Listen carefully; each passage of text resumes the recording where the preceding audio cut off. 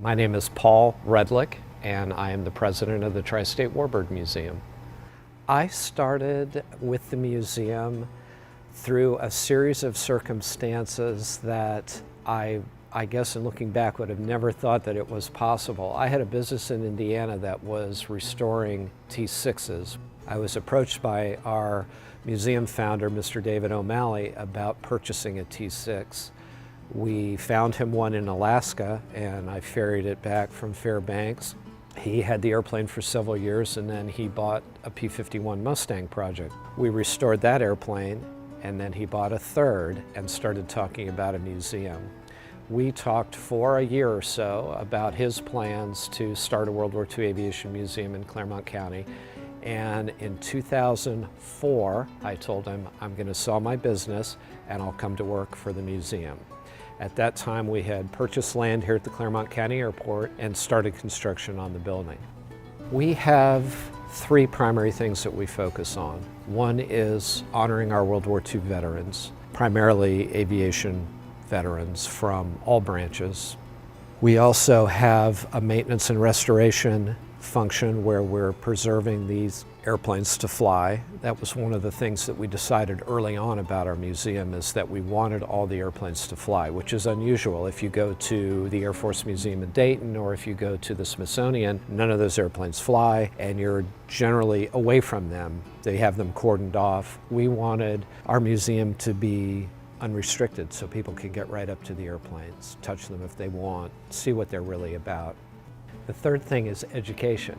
The museum offers an education program to high school students that are at the World War II aviation portion of their history curriculum. So we were able to get a grant from the Hale Foundation here in town to underwrite the expenses of having these school field trips. We wanted them to be completely free to the schools.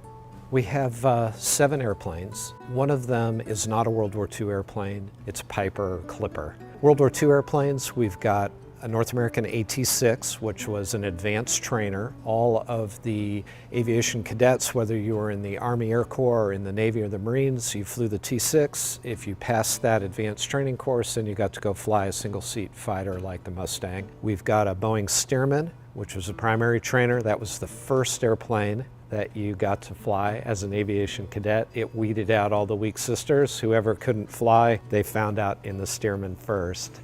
We've got a 1944 P-51 Mustang. It was built by a company called North American Aviation. It was the premier single-engine fighter that America produced in World War II.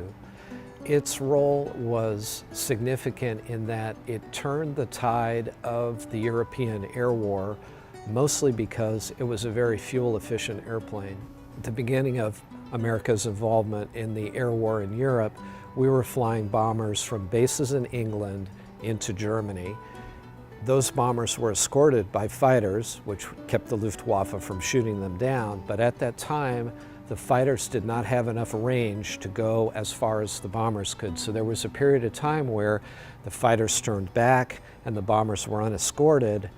The Luftwaffe was shooting down American bombers one after another. When the Mustang came along, it was a fast, fuel-efficient airplane that could fly from London to Berlin and back non-stop, which was the same range as the bombers. So now, the bombers could do their entire mission, be escorted the whole way, and the Luftwaffe started to have problems shooting them down because there were lots of Mustangs along as escorts. So it was a hugely significant airplane for the air war in Europe in 1944, 1945.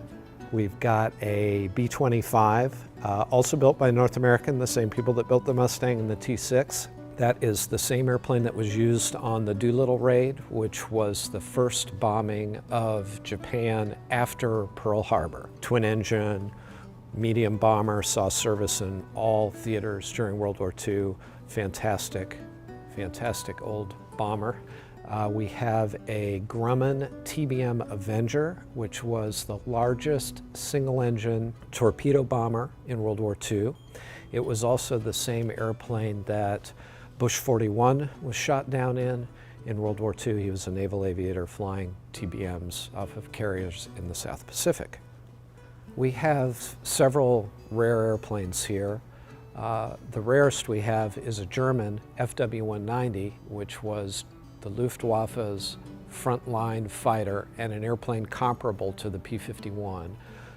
We also have a very rare American airplane, which is the Curtiss P-40. There are currently only 7 P-40s flying in the world today. We are a not-for-profit corporation, and we rely solely on the generosity of others to fund our operation.